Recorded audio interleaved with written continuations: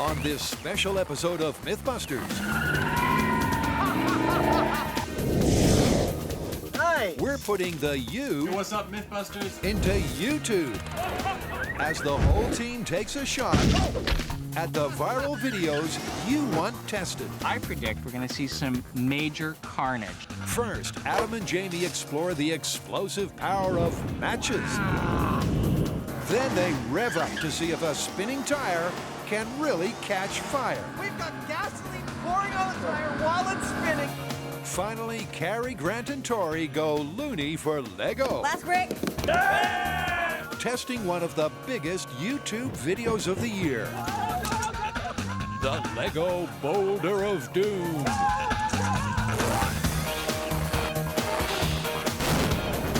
Who are the MythBusters? Adam Savage Don't lick the mixing spoon. and Jamie Heineman. When in doubt, C4. Between them, more than 30 years of special effects experience. So the timing was perfect. Joining them, Grant Imahara, Tori Belleci, and Carrie Byron. He look like me now? They don't just tell the myths, they put them to the test.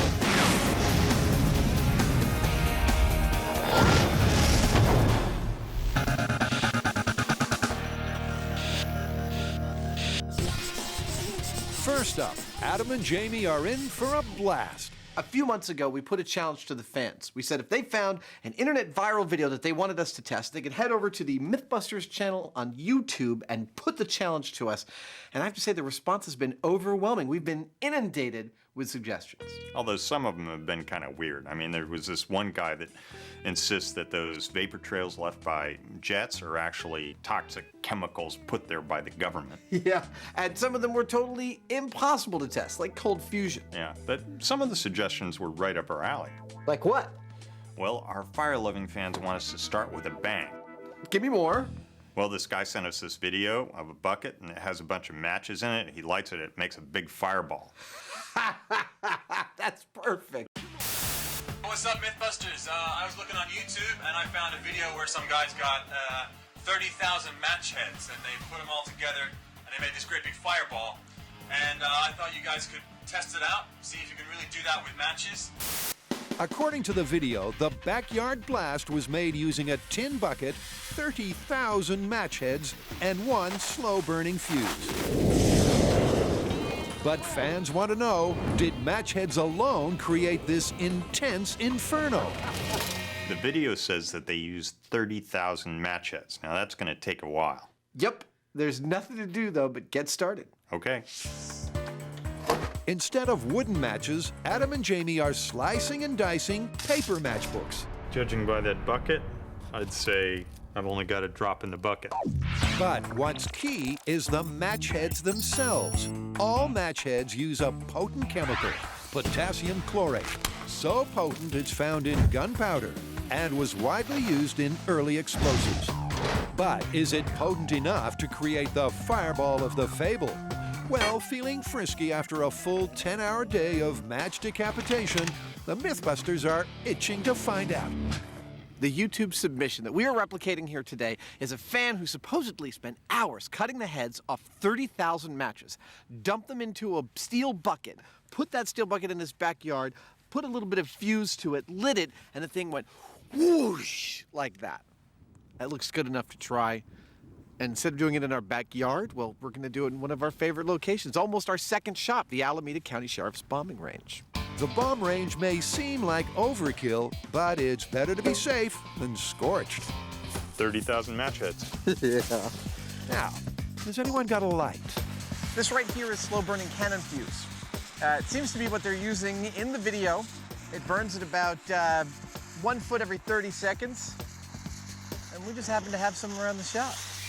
While Adam gets in touch with his inner pyro, Jamie explores the burning issue of match safety. You've got potassium chlorate, which is the fuel, and then you have phosphorus, which is what makes it sensitive enough to ignite. Now, in the strike anywheres, that phosphorus is on the white tip right here. And so you can strike it anywhere the two chemicals combine and you've got a fire. In the safety matches, though, the phosphorus is in the striker pad right there, and the potassium chlorate is in the match. You combine the two and they both go off. Now, we're going to be using safety matches for our experiment because, well, they're safer. Safer, except when you strike 30,000 at once. But is this mayhem just about matches, or did other accelerants fan the flame? Will these behave the way they did in the YouTube clip? Well, that's 20. We're going to be igniting 30,000. Will they create a flame 8 or 10 feet high? Only one way to find out. I love it when common materials are dangerous. Go ahead and light it. I like using the fuse more than almost anything else. So much anticipation. The fuse burns at 2 feet per minute. So 4 feet and 2 minutes of anticipation later. Wow! Oh, nice! That was cool. That was pretty good. It's a sparktacular result. A 10 feet tall Roman candle. Burn for burn, it's the same as the blast in the YouTube video. The high-speed camera confirms it. It's a match, give or take 30,000. That is about the correct height for what it showed in YouTube. Oh, yes, look at that. Wow. I thought we were looking for 8 or 9 foot plume of hot fire, and that's exactly what we got. Based on this, I think that YouTube video is 100% correct, accurate, and true. In other words, it's myth confirmed. But before you can say, don't try this at home, Adam and Jamie are already hatching a more powerful pyrotechnic plan. But you know we can't leave it there. Oh, I know.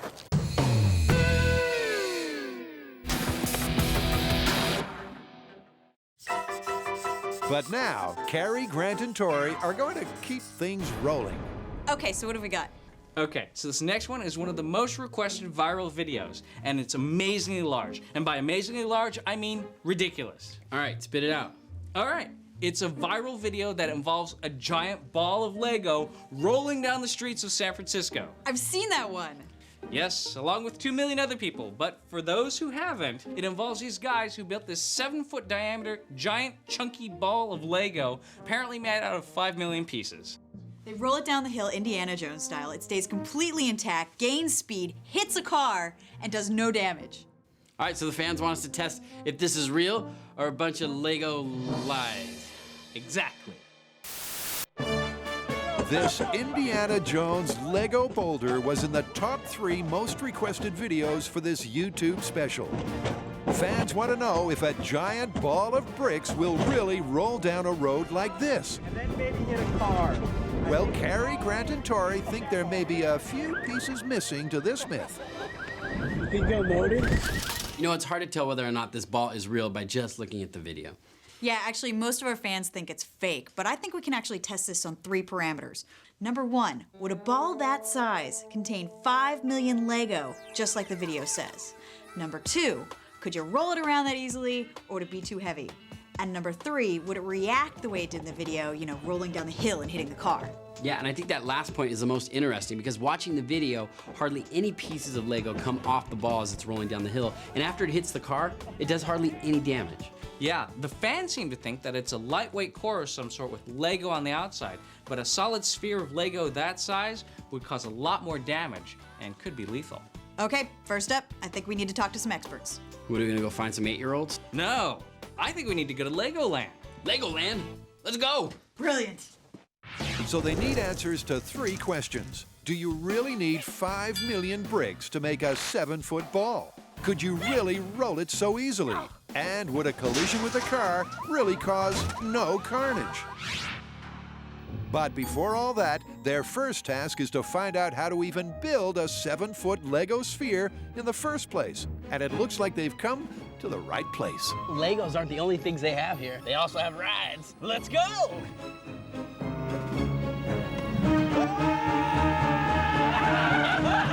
Yes, I'm really starting to understand Lego. Eventually, the team stopped monkeying around and tracked down master model designer Gary McIntyre. So is building a sphere as easy as it sounds? I mean, to do a Lego sphere is pretty much just a series of circles working on 3 dimensions, right? So you're gonna want to maintain circles going on the X, Y, and Z axis all at the same time and that will pretty much make a sphere. Simple. And they thought Lego was child's play. It's clear the team needs Gary's help. How would you feel about coming back and helping us build this ball? That sounds like fun. Yeah! To get the ball rolling, the team first begs and borrows every spare brick across the country, cleaning out Lego and Legoland. It is the strategic North American Lego supply. Yeah! You guys are losing your minds. Maybe. But in doing so, they've only come up with 500,000 bricks, still over 4 million short. Have the guys bitten off more than they can chew? Had too many Legos for dinner last night.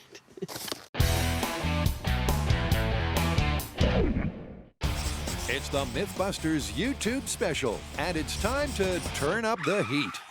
I think I know what's coming up. Give me a hint. Well, you know when you burn rubber on a car? Yeah. Makes a lot of smoke, right? They say where there's smoke, there's fire. That's what this next myth is about. The YouTube posting that posits if you spin a car tire fast enough and for long enough, it'll actually catch fire. You bet. Check this video out. Okay. Dear MythBusters, I want to know, can you ever spin a car's wheels so fast that the tires catch fire? Please test this. The special effects won't win an Oscar, but it's clear what this web rev head wants. The video looks a little dodgy to me, but I like the idea. How do you want to test it? I can't see that it gets much simpler than this one. We get a nice powerful car and a bunch of tires, secure the brakes in the car so it doesn't get out of control, some temperature monitoring equipment for seeing how hot it's getting, and we spin and burn those tires until we get some fire. I like it. I thought you would. Cavemen first used friction to make fire, but can the same thing happen when rubber meets the road? Well, to find out, the guys have found a muscle car with enough grunt to spin the tires fast enough to maybe burn rubber. And it's all going down at the local police training center. Well, this myth is pretty simple. The myth is that if you're doing a tire burnout, i.e. screeching your tires on the pavement, that you can get them going fast enough that they will burst into flames. I think the testing for this is pretty straightforward. First up, pedal to the metal Heinemann wants to put the car through its paces. He's heard the officers here are fond of donuts. He disappeared in a cloud of smoke. With all this smoke, it's clear that the car's got the grunt that this myth needs. It looks like a nice car. In fact, it's a lot nicer than it looks. In there is a race-prepped V8 that's running at about 375 horsepower. This is one of the most powerful cars we've ever been allowed to abuse. We're going to enjoy the moment.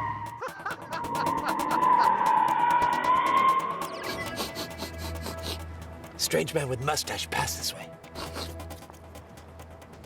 5 minutes ago. The plan for testing is to keep the car stationary. I'm gonna goose the front up just a little bit. Then they'll rev the engine until they get a tire of fire or the car cracks up. As plans go, it's pretty simple. But Adam and Jamie are following that old MythBusters adage. If it's worth doing, it's worth overdoing. That ought to do it if it's gonna work at all. I'll explain our rig. This, our test car, has a super powerful engine, and it's only gonna be spinning this tire. We've got no tire on the other side and a jack stand. The front 2 wheels are off the ground, lifted by the forklift, and strapped in so that even when this thing is going full bore, the car can't get out of control. Jamie's built an exhaust system to vent smoke and flames away from the tire when it's going. We'll be behind the blast chamber section in case bits start flying off. First up, just spin the tire and see what happens. A ruptured fuel line or spark could indeed start a fire. But how about just friction alone? Well, Jamie, for one, has got his doubts. Personally, I'm guessing that we'll disintegrate the tire before we get there, but that's what we're here to find out. All right, were you ready to go? I'm ready. Okay, let's turn on the scrubbers, get behind the wheel, wait for my signal, and we'll start the first test. Got it. We're looking to create a fire here. Now, for a fire, we need 3 things. We need a fuel, which in this case is the tire. We need a source of oxygen, which is the air around us. But for the ignition, we are going to be using the heat generated by the friction between the tire and the road surface. The question is, can we get that tire hot enough to create that source of ignition, and it's got to be really hot. And really hot, in this case, is 300 degrees Celsius, the ignition point of rubber. This is spinning tire fire. Tire with no modifications. Go!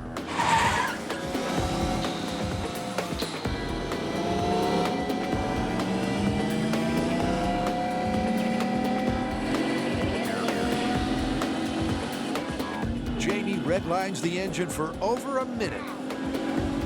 But there's no sign of flame. And with the car at full tilt, the question is what will blow first, the tire or the engine? Oh! Stop! And there's your answer. Shut it down, Denny. Jamie's prediction was right on the rubber. The high-speed camera reveals how the tire burst before it could ignite. And what's left is way below flash point. It's not hot. The thing is not hot. I mean, the tread failed, and what was underneath wasn't very hot at all. So for test one, where there's smoke, there's fire, couldn't have been more wrong. But rest assured, the MythBusters aren't giving up without a fight. I think you might need some of our fireman's oxygen, though. How you feeling? Yeah, I want to close the windows this time.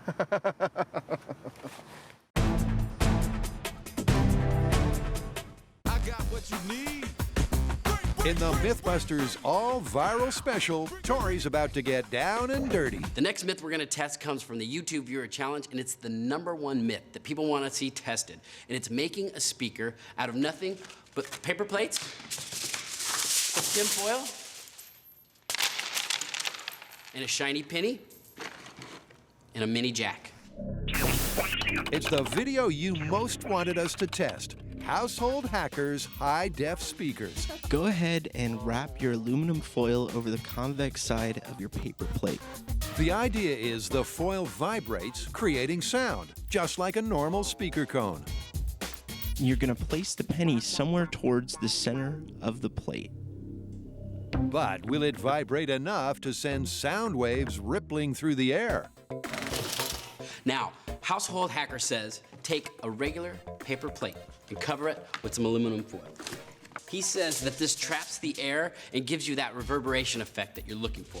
Okay, now you take a shiny penny, not a corroded one. You want a shiny one because it'll be less resistant.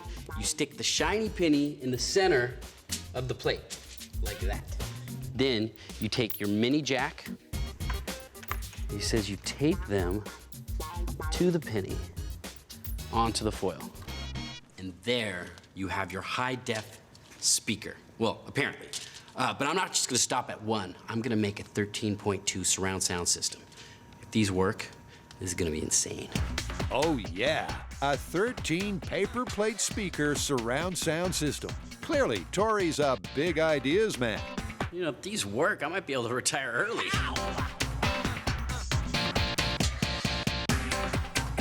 But even before he busts a move, Tori's already busted the cost of this myth. Now, the claim is that these speakers cost less than $1 to make. Now, I call internet bullcrap because these mini jacks cost $10 each. So right there, you've already blown your budget. So if he's lying about that, my feeling on whether they're working, he's probably not telling the truth on that part either. So is there much truth to this tinfoil tale? Well, Tori's picked a funky little number to put it to the test. The CD player is connected to the speakers via mini jack routers. All Tori needs now is a guinea pig. Or should that be rock pig? What's supposed to happen here? You're about to get your mind filled with amazing quality sound from tinfoil covered plates. Now, play that funky music, white boy. Are you ready? In 3, 2, 1, yeah!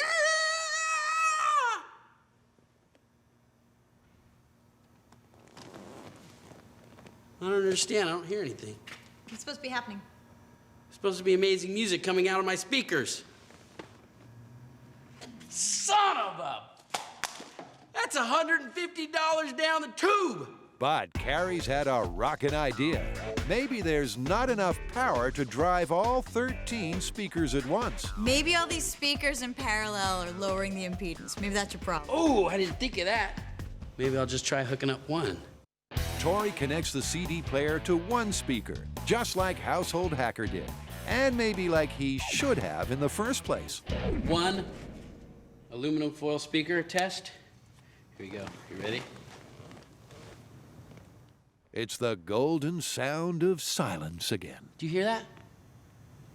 That's the sound of money being thrown away. All right, this isn't working. No. Sounds like a paper plate speaker for less than $1 really is just too good to be true. Sorry about that. Yeah, sure you are. This myth is busted, along with Tori's speakers.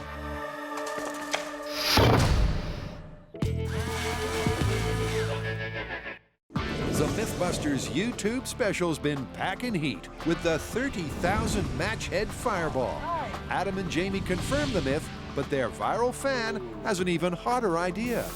I thought you guys could test it out, see if you can really do that with matches. And if it's true, maybe you can get together like 1 million matches or something. See what happens then, that would be cool. Okay, but cutting 1 million matches is a big job. All right, first of all, thank you guys for coming to help out. Which means the MythBusters sweatshop is open for business. 1 million match heads is what we've got to assemble. Even at 50,000 per case, that's still 20 cases of matchbooks we've got to peel, cut, and assemble. So we called everyone we could. We've got a 12-person assembly line going. We've got 250,000 match heads so far. I'm feeling pretty good about hitting 1 million by the end of the day. 1 million match heads is mind-bogglingly massive and a MythBusters first. They've never made or tested 1 million of anything before now. And while that doesn't stop it from being a long, tedious, exhausting day, after 12 hours of cutting, and more cutting, it's game, set, and matches. And I thought you'd be interested in seeing, just for show, what is left over when you cut up 1 million match heads. While all that debris will be recycled, the 1 million match heads have gone on a one-way trip to the bomb range. 1 million match heads. Let's go get them. Instead of a 1-gallon bucket, they need a 44-gallon drum to hold all the match heads.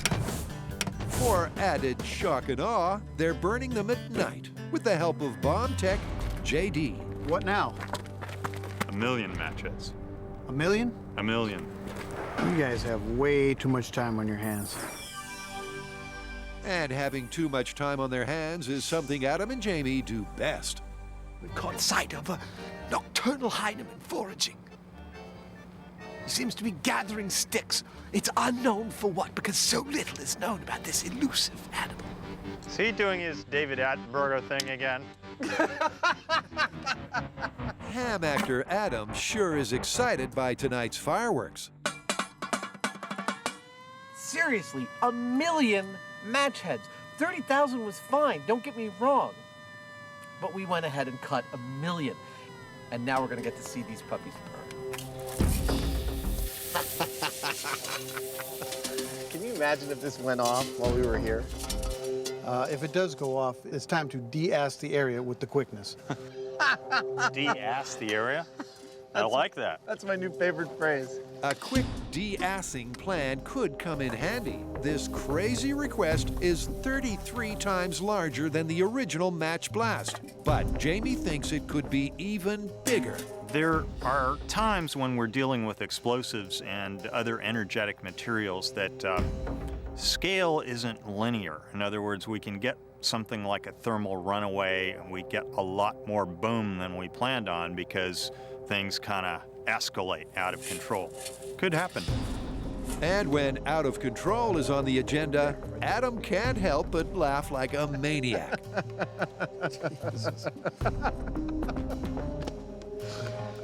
Oh, wow. What is 1 million match heads gonna look like? A lot more than 1 million times that, I swear. I feel like it's gonna be like a giant freaking flashbulb. To prove Adam's pyro prediction, they still need one final ingredient. Anybody got a match? You guys ready? Shall we do this? I'm ready. You ready, JD? I'm ready. Let's do it. All right.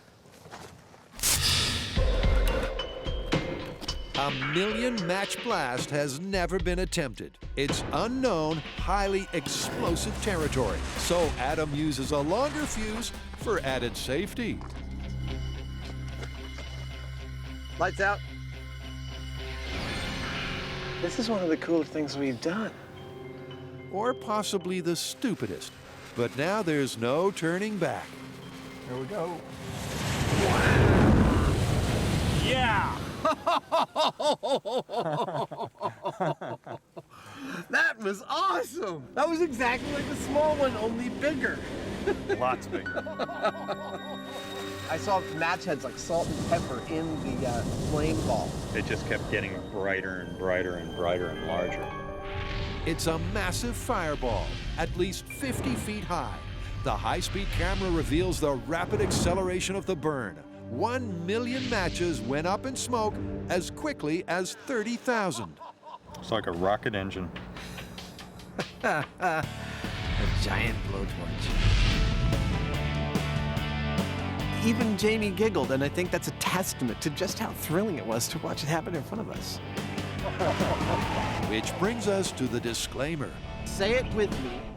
Do not try this at home. If I find out that any of you tried this at home, I'll personally come to your house and kick your butt. You got that? Seriously, there's no need to try this at home because we've done it for you. And they say you shouldn't play with matches.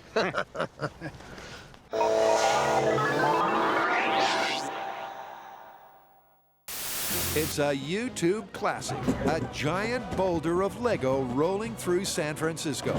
But is this video the real deal or just Lego larceny? To find out, Grant, Tori, and Carrie have scoured North America for enough Lego to build a 7-foot ball of bricks. It is the strategic North American Lego supply. But Carrie thinks something doesn't quite add up with this myth. Now, in the YouTube Lego ball video, they claim to use 5 million Lego blocks.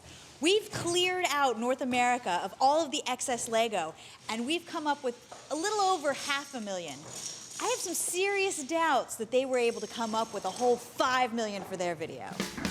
While Carrie has her doubts about the number of blocks, Grant wants to find out what a 5 million brick ball would weigh. So that's pound. Now, to find out how many are in a pound. 88 pieces. By seeing how many bricks make up a pound, it'll be grade school math to calculate the weight of 5 million. So that is 160 bricks per pound? Meaning that a 5 million brick ball would weigh a car-crushing 10 tons. Yet despite being rolled down a steep hill, the YouTube ball didn't bend a fender. That makes the 5 million brick boast seem a little unlikely, but they won't know for sure until they build their own. So they've enrolled in Gary's Lego Ball Building 101. What we're gonna do is build these giant bricks out of these little bricks. And then each one of these giant bricks is gonna be one of these in this entire prototype here. Oh my God, that's huge! That's a lot of bricks. It sure is. First, hundreds of Lego pieces must be built into a giant block. This is then snapped together with 3,599 other giant blocks until, hey presto, a gigantic, chunky 7-foot ball. This is a pattern for what every layer should look like as we build each brick.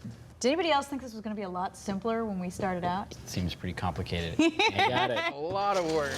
A lot of work may be the understatement of the year, but every journey starts with the first step, or snap. Man, you're like a machine. Yes, I'm no stranger to the brick. It's early days in the Lego lineup, but it seems that Grant's the man. It's time to go into turbo mode now. You could say he puts the go into Lego. Should have spent more time in kindergarten. And they soon realize they need a hand to build their bricks. We need to make 3,600 of these bricks, but these bricks are made up of over 100 bricks, and it's taking about 10 minutes per brick to make these. Now, Cary Grant and I can make them ourselves, but that would take forever. So we brought in some help. All right, you guys, 3,600! Yeah! You in the green coat, let's talk more work.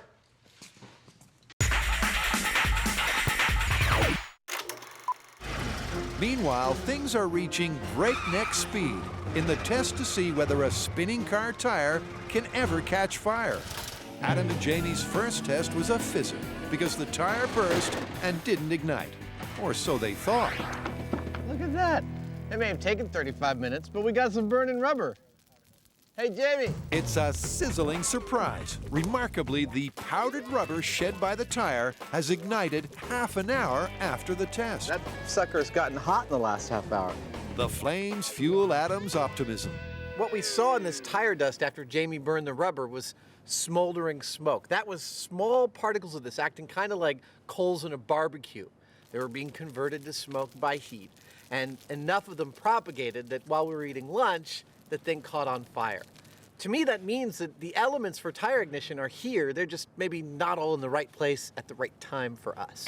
If they can find a way to ignite the rubber while it's on the tire, then maybe this myth is more fact than friction. So we did get the tire burned. It just took a little longer than we thought, like about an hour. Exactly. We just have to shorten that timestamp, and I think we're good.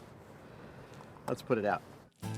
And Adam's got an idea to shorten that time span on their next spin. We get the tire spinning up really fast, we got some really hot temperatures, and then we add sparks, which could happen if a piece of equipment's dragging from the bottom of the car. Maybe that is going to get us the ignition we're looking for. Right Spark Adam has rigged an angle grinder to a sheet of metal to get more sparks than the 4th of July. We'll do that for about 45 or 55 seconds. Once more, Jamie climbs into the hot seat, this time with an oxygen mask. All right, dude, you're good to go. I'll start the sparks once you start to burn. Yeah, we got sparks going.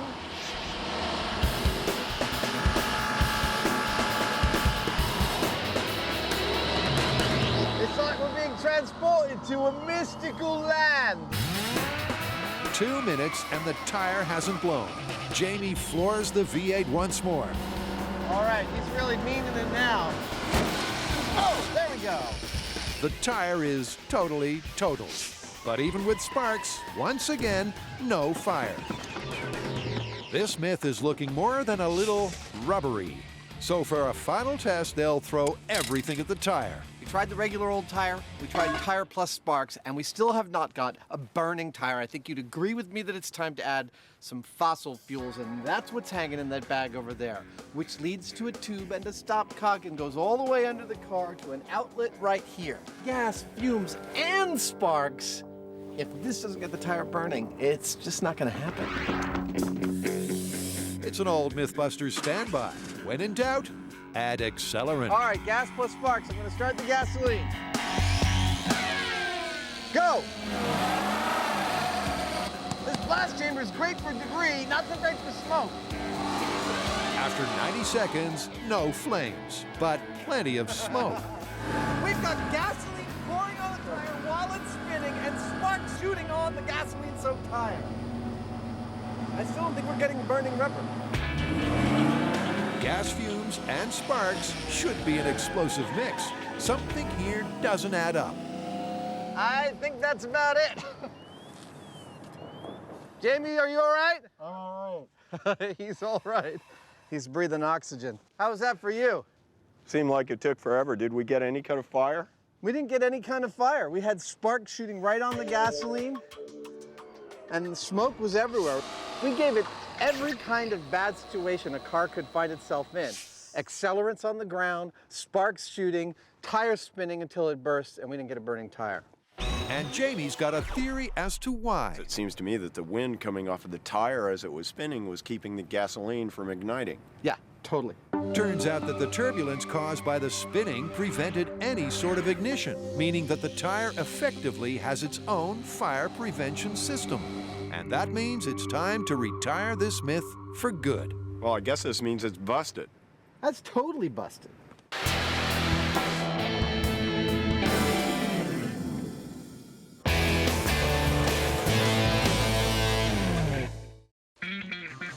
Grant, Tori, and Carrie are up to their arms in Lego, testing whether this YouTube video is really real. They've employed a Lego army to build 3,600 super blocks to make the ball. But with half the ball complete, they're running out of their 500,000 tiny pieces. And that busts the first part of the myth right there. They won't need anything like the 5 million bricks the video claimed were used to build the ball. But they will need another 500,000 to finish it. So Carrie goes looking for a Lego loan. We hear you have the largest private collection of Lego in the entire world. Now, why is that? Well, I am an artist who works with Lego bricks. I am a brick artist. Nathan Sawaya is one of the world's leading Lego artists, found in galleries and museums worldwide. And Carrie hopes he has the odd brick or two to spare. Would you be willing to lend us enough to finish off this crazy ball? I would be more than happy. I'm happy to send out about 500,000. Should that do it? So you just have 500,000 you can just flow our way? Well, here and there. And that pretty much flattens part 2 of the Lego ball myth. At 3,000 pounds, pushing this ball might be a tougher chore than the video depicts.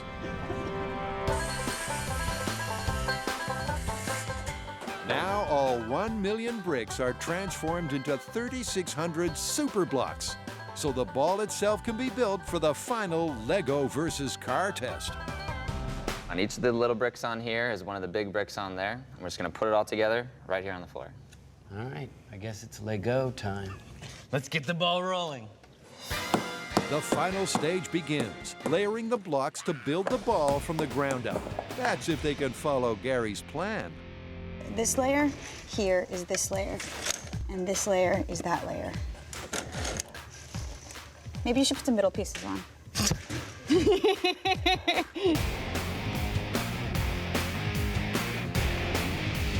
After 2 whole days, the last big brick is hammered into place. Last brick. All in all, it's just another brick in the ball. But it's the final one, after one of the longest builds in the hallowed history of MythBustery. We're done! The labor involved in building this ball was intense. We had an army of volunteers. All of us worked around the clock for 2 weeks. It was just one of the biggest builds that we've ever had, and it was just little Lego bricks. Can't imagine that the few people we saw in the video actually spent the time to build a Lego ball like this. And now they've done the time, it's time to do the crime. All right, well, that leaves rolling the ball down the hill. We need to see if it's gonna do the same damage, if any, when it smashes into that car. Yeah, but there's a problem. What's that? Well, I know that the video was filmed in San Francisco. We can't get permission to just roll it down a neighborhood street. It's way too dangerous. All that work for nothing? No, actually, we have a backup plan. You know the paved road up to the Alameda bomb range? It's the same grade as the one in the video, and it gives us plenty of run to do the test. Perfect. So all we need to do is get a car, put it at the bottom, roll our Lego ball, and see what happens. Let's get smashing.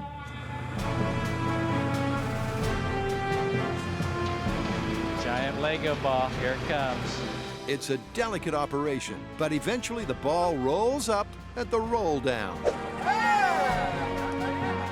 Oh, just a few casualties. It mostly made it. Keep coming, you're almost there, and... This looks like the perfect place for a giant game of 10-pin. Okay, so here's our setup. We are on an incline, roughly matching the one in the viral video. We have our ball at the top. To guide the ball down to its target, which is in fact a real car, we have barriers set up on either side. Let's chalk it up so it doesn't go rolling down the hill. Before they can let go, the team review the myth piece by plastic piece. So there are 3 parts to this myth. First, that a ball of this size required 5 million pieces. That one's busted. We only used 1 million pieces to get to a ball this size. The second part of the myth is that this ball is easily moved around, but there's no way that's possible. This ball weighs 3,000 pounds, so that part of the myth is busted. And the third part of the myth is that the ball rolls down the hill and bounces off a car. Will that be busted or confirmed? We're about to see. And after putting in so many hours and so much hard work to build their big rainbow-colored ball, the team is hoping for a big finale. Grant's got a perilous prediction for a fantastic plastic car-crushing ball of doom. I predict we're going to see some major carnage. The ball is going to roll down there, chunk, chunk, chunk, chunk, chunk, pieces flying off everywhere, and ba-boom! It's going to hit the car at the bottom and cause mayhem. It's only 3,000 pounds. Okay, we're clear. We're ready to roll. Oh no! I can't believe it! My heart's racing. You ready? All right, This is ready? insane. 1, 2,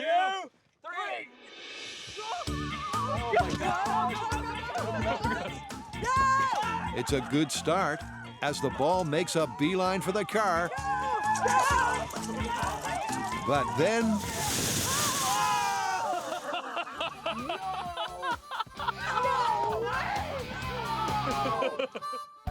2 weeks and nearly 1,000 man-hours to put 1,000,000 bricks together and just 10 seconds to tear them apart. Didn't even make it to the car!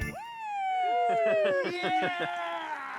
Clean up on aisle 5! The high-speed camera reveals a huge vertical split busted the ball wide open, along with the third and final part of the Lego ball myth. It's strike 3 for this story.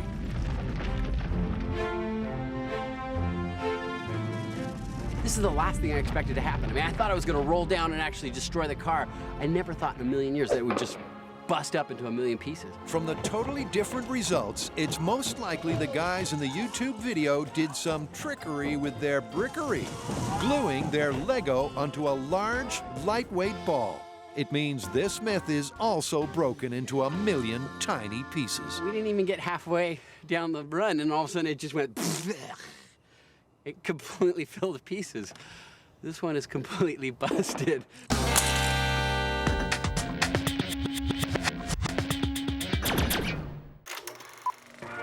There's been a lot of monkeying around with matches by our MythBusters. Jamie and Adam have applied heat to the YouTube Match Blast myth. They confirmed that 30,000 match heads are a blast. But then, at the request of a fan, they increased the inferno to 1,000,000. That was awesome! So, what's left to prove? You know what I like about doing this show is that we actually get to do stuff like light up 1,000,000 match heads. When the hell is that ever going to happen again? And yet I have to admit, somehow I just don't feel like it's enough. Well, you know, I was thinking about that, and what if we actually made the matches do work? Like, say we put them in a cannon and fired a cannonball with them, instead of just blowing something up. I love it. Let's do it. A cannon powered by match heads? I got your cannon right here. Oh, how about an old welding cylinder powered by matches? As is our way on MythBusters, we're using tools and materials in ways for which they were never intended. This right here is a K-sized gas cylinder, but soon it's going to be a cannon. Now may be a good time to say, don't try this at home. Leave it to the experts. It's like a smoking gun. The plan is to make a muzzle-loading cannon, pack it with 60,000 matches, and see if that explosive energy can launch a cannonball. Or should that be launch a bowling ball? Because our hard-to-impress Heineman is ready to get loaded. I'm done. You think it'll fit? It's going to be close. First, the 6-pound bowling ball needs a close shave. Totally doesn't fit. While Jamie sands his big orange ball, Adam gives the former gas tank a steel girdle and a set of wheels. Oh, that's awesome. All right, a few more welds. Welded and ready for duty. Well, that's a cannon. And there's a cannonball. Then it's back to the bomb range to see if 60,000 matches pack enough punch to send a 6-pound ball into the air. It's just another lovely day at the bomb range. Birds are singing, rabbits are hopping about, and soon there's going to be a big explosion. Gonna aim right there. With a bowling ball as the projectile, the boys have picked the perfect target. Well, what else are we gonna shoot at with a cannon that fires a bowling ball? Of course we're gonna shoot at bowling pins. You're about a bowling pin to the right, so swing it to the left of that's it. Let's load. Okay. With the target ready, the cannon's primed with 60,000 match heads, one recycled grocery bag, some cannon fuse, and Jamie's favorite ingredient. Can't have too much lard. Lard should ensure a smooth exit out of the cannon. All right, bowling ball is properly larded. And this means they're ready to fire, though they're not sure what will happen when they do. There we go. There's nothing right about this setup. Everything is wrong. Our cannon here is actually a modified K-size argon cylinder. Our cannon ball is actually a modified 6-pound bowling ball. Our propellant is actually modified books of matches, just the heads. There are so many variables, we don't know what's going to happen, but that's where a safe distance and the blast chamber panels come into play. Okay, I'm gonna light it and come around and make room for me over there, all right? Will do.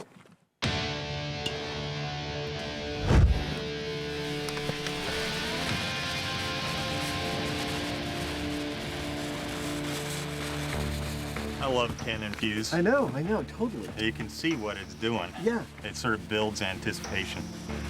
Adam's confidence grows as the fuse shortens. You know, personally, I think this is actually going to work.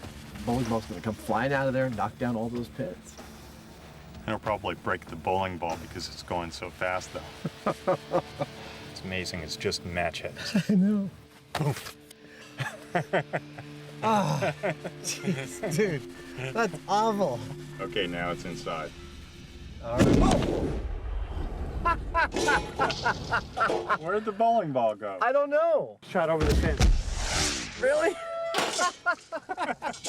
We missed the pins. It's a humongous blast. The cannon went great guns, hurling the bowling ball over the pins, over the fence, and up over the hill. We got to go look for it. Uh-huh. Come on. The team search high and low, but despite it being day-glow orange, no one can see any sign of the ball until... there it is. Right there, straight ahead. They find it. Oh! It's got a big crack in it, but it's perfectly intact. I swear, aside from missing our pins, that's a very viable impromptu cannon. Yeah, I mean, that would have killed you if you'd been in front of it, or a bunch of people, actually. This is becoming an area of expertise of ours. It's still intact. Oh, I'd bowl with it. The 6-pound ball traveled 1,500 feet uphill. 1,500 feet uphill? That's like 3,000 feet normal. With matches. With matches. That is a lot of power. Nicely done. Thanks, GD. Awesome. Lard.